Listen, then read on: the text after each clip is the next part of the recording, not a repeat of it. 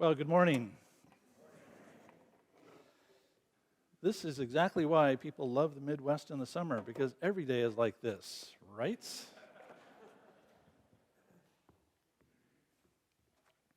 Well, right now, this morning, we are beginning a study of the book of Colossians. And I thought what we might do is see if we can introduce Colossians by going through a side door. Let's see if it works. I have a feeling that each of us in our lives are shaped by some kind of an epic narrative that we barely think about. We are shaped. We explain the way the world works. We explain what we're supposed to do in the world simply through that narrative. Now, what it means is you have to be able to identify what that epic is that kind of shapes you. And unfortunately, this idea of an epic narrative is pretty much lost on us. I mean, we call all kinds of things epics.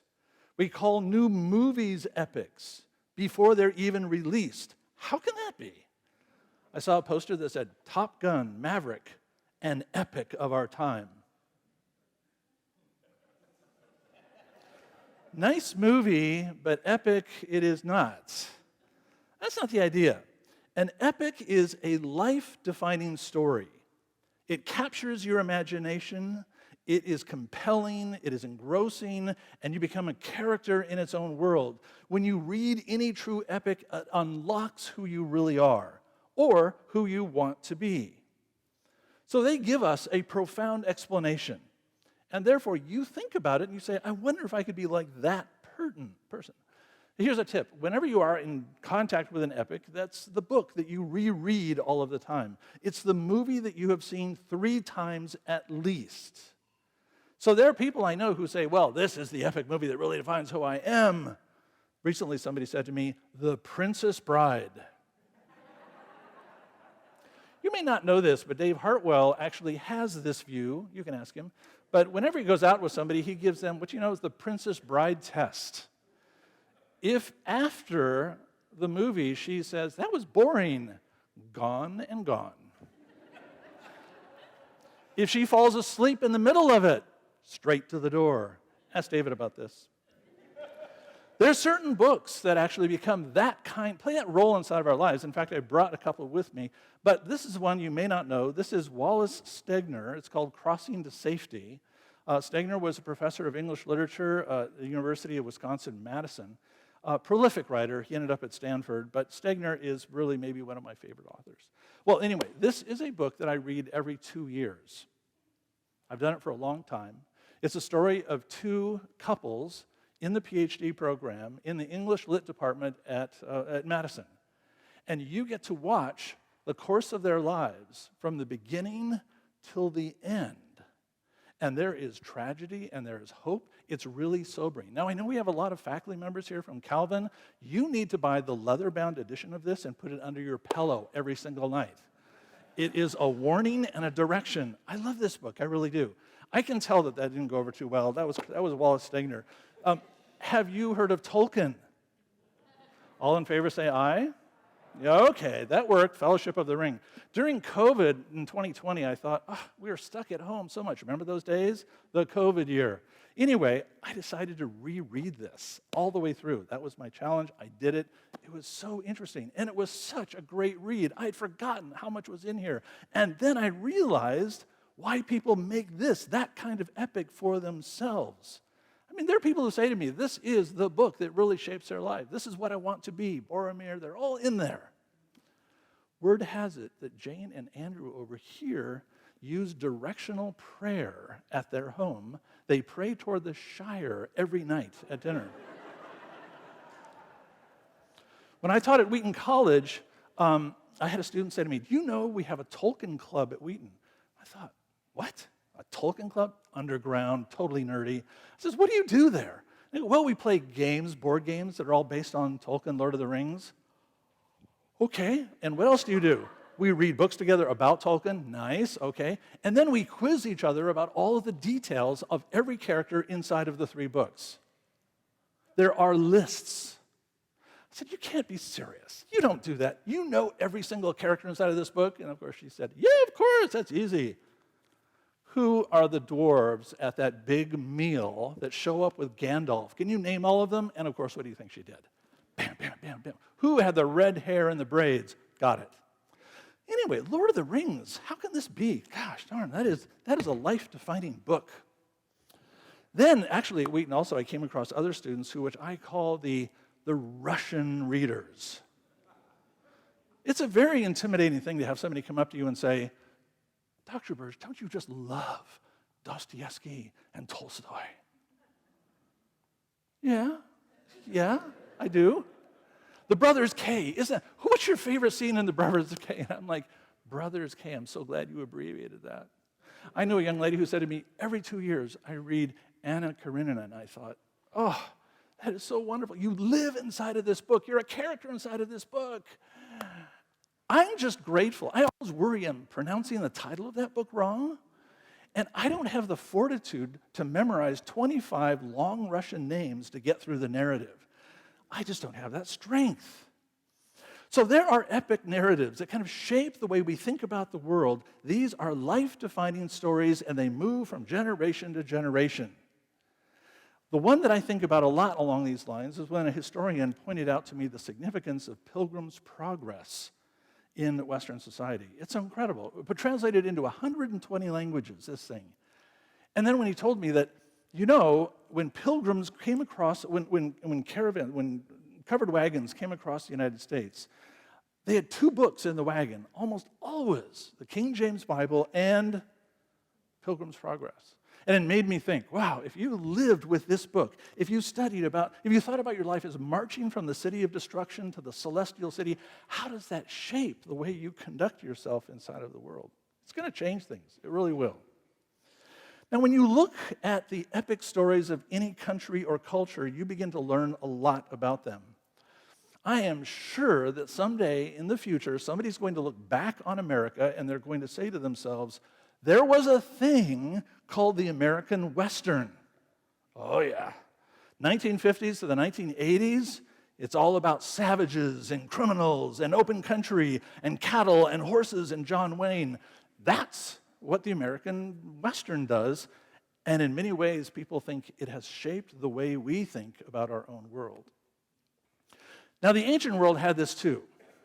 The ancient world, everybody knew who these epics were. Hercules, for instance, the son of Zeus, strongest man on the earth, doing 12 impossible tasks, which every young person says, I wonder if that could be my life ambition. Helen of Troy, daughter of Zeus, the most beautiful woman in the world, the face that could launch 1,000 ships, kidnapped by the Trojans, and an entire army rescues her, the Trojan War. Of course, Homer has to be on that list with the Odyssey and the Iliad. I think of those books like Aging Men and What It Means. These are stories that shaped people for 1,000 years. 1,000 years. Stories of heroism, stories of success, sacrifice. People used these stories not simply for entertainment. They wanted to explain who they were. They wanted to understand the nature of the world. So the question that I have for each of us is, do you have an explanatory narrative? It's my only question. Do you have an explanatory narrative, a story that shapes you? Is it Harry Potter? Really? Is it the last episode of your current Netflix series? What is that timeless narrative that keeps you on track? Let your imagination wander. We know what the canon is for the Western society. We know this. Don Quixote has to be in there. Chasing windmills. Shakespeare's Romeo and Juliet have got to be in there. Power and love. Moby Dick has got to be in there. The obsessive quest for the big fish. It's all symbol, of course. It's like some of the professors and pastors I know. For us, story has moved to film. And people have said to me, they've tried to convince me, the American film that sticks with us is Gone with the Wind. I have never stayed awake for the entire movie. I'm just saying. But some people have said to me, it's Star Wars. Star Wars will shape a worldview for you, and you will stay with that for a very long time. The epic struggle of good and evil. Narnia and C.S. Lewis, I've heard that countless times. Real explanatory power for children, and let me add, adults. During COVID, after I finished Lord of the Rings, I actually read through all of Narnia in a week. It was so interesting. I thought, this is for me. This is not for the kids. So these stories that we take in become a part of our souls. So choose wisely. Like food, you become what you eat. Now, in the Old Testament, Judaism had its own epic narrative. It was really simple. It was one narrative. It occurs initially in the book of Exodus, and it is repeated all the way through the book of Judges, into the kingdom period, through the prophets. It is the same basic narrative of how the world works. I can just give you the 4 steps. It's simple, and once you get them, you see it all over the Old Testament. We have sinned and suffered and fallen into the hands of our enemies. But God will help us vanquish our enemies and get out of trouble. We will survive in the desert thanks to God's patience, and then He will guide us with a covenant to the promised land. That idea that we begin from jeopardy and we land in the promised land and God is guiding us, even though we are surrounded by enemies, is the epic narrative of Judaism. And if you read anything about post-Holocaust theology or anything about the modern state of Israel, this list will help you. Now, the Colossians, to whom Paul is writing, they live in the Roman world. And this world had its epic narratives. People were saturated with these things. The way the world works was all well known.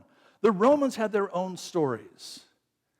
Everything centered in the Colossian worldview on the Roman emperor and the cult that was built around him. Roman stability and progress had been known for a couple hundred years. People were impressed with Rome. They were astonished by Rome. They were afraid of Rome. The Roman Republic worked. Its Senate was brilliant. But in the generation before Paul and his grandparents, everything had fallen apart. The Senate was not working. There were conflicts everywhere. Political parties were on the rise. Nobody could agree on everything. And so all of these conflicts came to a head, crystallized in the murder of Julius Caesar in 44 BC. Everyone knew this story. This is not sort of arcane, nerdy stuff. Anyone in Colossia would know this story. The threat to stability is hard for us to imagine where we live today. Maybe in the last 10 years, we get the threat to stability. But everyone was asking, in this era of Paul, how can we find security and stability? How can we find safety and economic prosperity? It seems as if our project as a nation is falling apart. You know, they had inflation back then too, but they didn't use that word. They should have. Anyway, commerce wasn't working. The supply side of the economic equation was broken. Pirates were controlling the Mediterranean because there was no strong Roman navy. And then the roads weren't safe because no one was protecting them. You can't move trade around the empire. And when you can't, suddenly cucumber prices go up in Rome. Enter one man. His name is Octavian, known as Augustus. Kind of a nickname, Augustus. He's charismatic. He's politically savvy. He's ready to fight his enemies because anyone who is an enemy of Octavian is an enemy of Rome. He was the adopted son of Julius Caesar. And he declared, when he came into power, that his adopted father was divine. Big move. He declared Caesar divine, and all of his successors divine.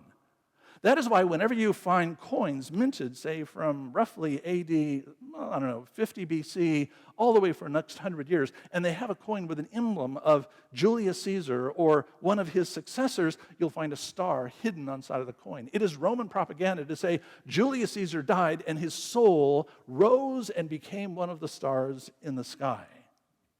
All Roman coins in this period, at work in Colossae in this time, declared the same thing. Everyone said, this is the Divius Iuliu. This is the divine Julius, or the Divus Augustus, This is the divine Augustus. In other words, here was a man who was charismatic, who stepped into power and was saying, God has sent me. He was going to make Rome great again. He was ready to make a deal with the Roman people.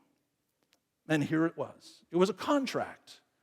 He said, I know what you want. You're afraid. Your pensions are disappearing.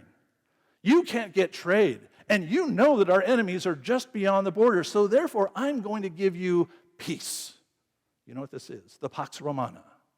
It's a clever bit of bait on the tip of a very sharp hook. Now, here are the contract rules, Augustus said. First of all, you have to view me as invincible. You have to give me all authority, all power. You have to see me as divine. You have to see me as the all-powerful one, and you must submit to me and my team. Give me your heart and your soul, and I will give you prosperity. That was Augustus. Augustus promised that he would build the world's largest military and jumpstart the economy. How? First thing he did was built a navy, and he cleansed the Mediterranean of pirates. Second thing he did was he built the best road system that the world had ever seen, and every day's journey there would be a station of military sitting there waiting to protect you. Roman legions, now built, were all over the empire. Strength through power. Thirdly, complete intolerance for anyone who refused the contract. Outsiders, foreigners, people who don't love Rome, anyone who refused to kiss the ring. Even religion was co-opted. Roman temples were built all over the Roman Empire, and inside many of them you will find the statue of Augustus. So that religious life and political loyalty were one and the same. This is the Pax Romana. You are all in, or you are the enemy. So in the Roman Pax, power and dominance are the key to everything. Power and dominance. The world is a dangerous place, and the men with the biggest sword wins. That's what you were taught in all of your stories as you rose up inside of the educational system. The men with the biggest swords win. And frankly, it worked for about 300 years till someone came along with a bigger sword, and Rome was finished. Now imagine being a young Colossian teenager, shaped by this kind of a narrative around you. Authoritarian power works. We just have to all agree and succumb to it. The gospel of Augustus is your formula for life. Every coin in your pocket says the same thing. Now, this is why the Apostle Paul writes at the beginning of Colossians, and he says, I'm so grateful. I'm grateful that the faith of Jesus is actually here in Colossae. He is grateful, and I think kind of bemused that here in this city, about 50 miles east of Ephesus, in this valley, the Lycus Valley, on this little hilltop, there's a small town, like in the middle of Vermont or something, a small town in which Jesus is being proclaimed. That in this very Roman city, another gospel has taken root. It's a miracle. They're not talking about the gospel of Augustus. A man who calls himself a slave, Epaphras, has actually come through that area and planted a seed of the gospel of Christ, and it is growing, and the town is supporting it. So in a world that worships power and dominance and conquest, suddenly we have a counter-narrative. We have a group of people living in a Roman town who are saying to themselves, we do not want to be known for that gospel. We want to be known for love and good works. Go back and read those 14 verses. We want to be known as people who belong to the kingdom of Christ, not the kingdom of Rome. Those 14 verses are loaded with political talk about the alternative life you can have if you step away from this other gospel. This is a gospel that has come from heaven, not from Rome. Yes, we in Colossae are pursuing power, but not of the secular type. It is power that comes from the Holy Spirit that leads to endurance and patience and joy. Whoa, what is that narrative? This isn't the Roman narrative. This isn't the gospel according to Augustus.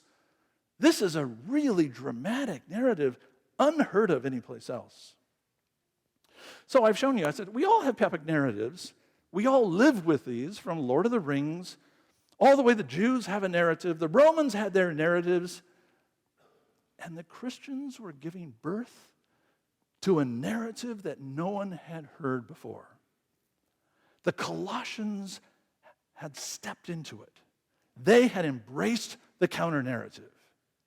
Let me give you the 3 steps of the counter-narrative that every Christian would have, and you're going to find in Colossians that this is being reinforced again and again and again. First of all, we are people who belong to Jesus, not Augustus.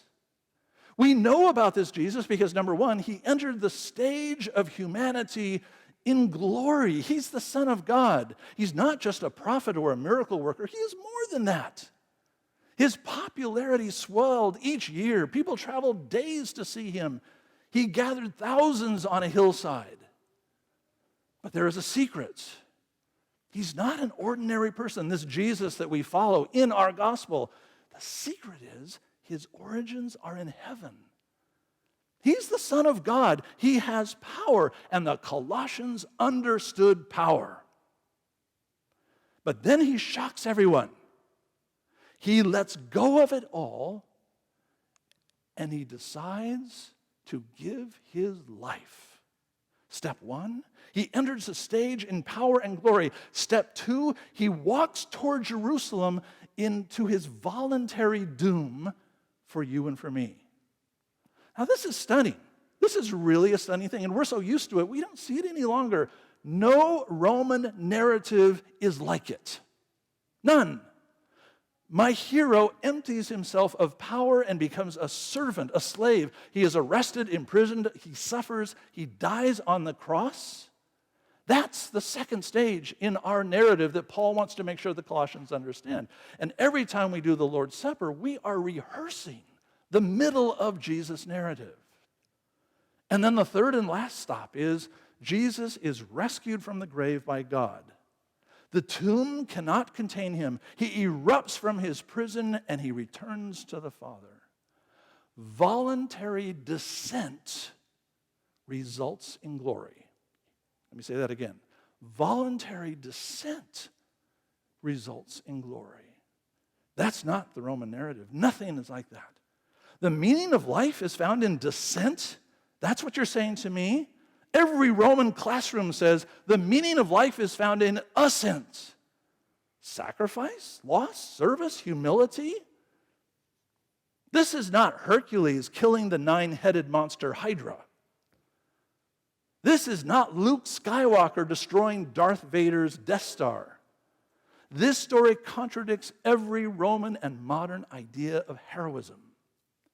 You know, the Romans actually despised the idea of humility and descent. They had no interest in it, not whatsoever.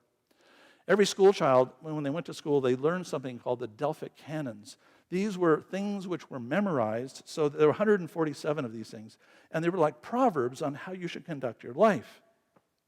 These are the great virtues that every person growing up in the Greek and Roman empires should know, the Delphic Canons. Not one single reference to humility in all of their ethical teachings. It's amazing, it really is. In fact, the divine Augustus decided to write his own autobiography just to tell you all of the things he did in his life. 2,500 words of self-praise organized around 35 areas of greatness. Here are my public awards. Here are the buildings I put up. Here are my projects. Here are my military victories. Not a single reference to humility. The Romans called it philotimia, the love of honor, and Jesus scored 0 on the Roman scale. No, he doesn't have it. So the early followers of Jesus launched an idea that came directly from Jesus, and the Colossians need to embrace it. It is heroic sacrifice, heroic descent, costly service, living your life in the shadow of the cross. This is Aslan walking to the stone table. This is Frodo bearing the ring to Mordor. Those two authors knew exactly what this narrative was, and they were spinning it into a form that we could take in. So you and I live in this world of competing gospels. We do. We have the gospel of Augustus, I think, all around us right now. But we have other gospels, and I wonder if Paul were writing to us as he wrote to the Colossians, would he be grateful? As grateful as he was for the Colossians? Or are we more Roman than we think? If our lives are all about climbing a ladder, the surprise in the end will be that Jesus is not at the top. I saw this played out one time for me when I was at Wheaton College. So I was there for a long time before I moved here. And we had an overseas internship program. We sent about 35 students internationally to serve someplace in the developing world. It is called the Hunger Program, Human Resources, Global Needs. And I was on that committee, and so therefore that was my thing. So I would mentor a student who was going overseas for 6 months. And so therefore I would meet all spring with them, became really friends with them. We would work together on their plan as they went overseas. And then the best part was I had to fly there to be with them for a week. It put me in all kinds of crazy countries. Anyway, so therefore, I had one student that I really liked, Christian Williams.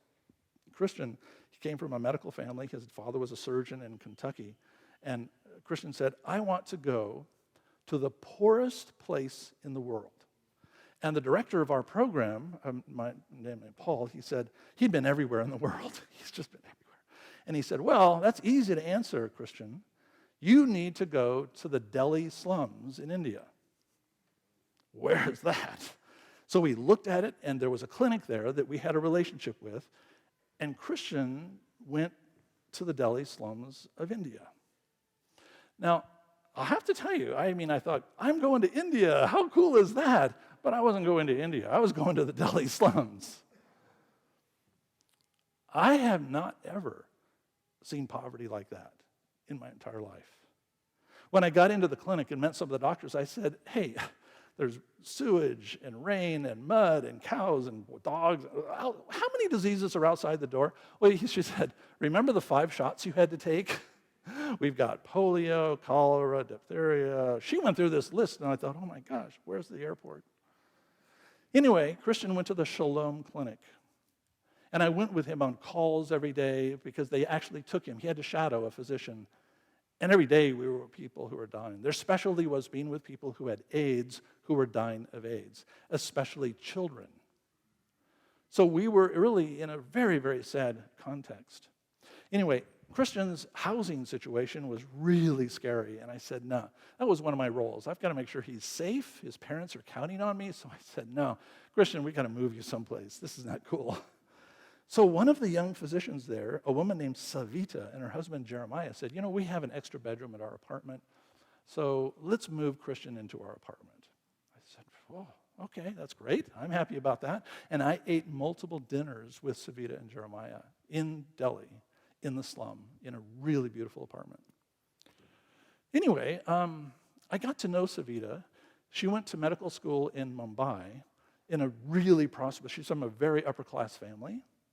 And she went to this amazing medical school, and I said, well, what did most of your classmates do after graduation? They said, oh, you stay in Mumbai, of course.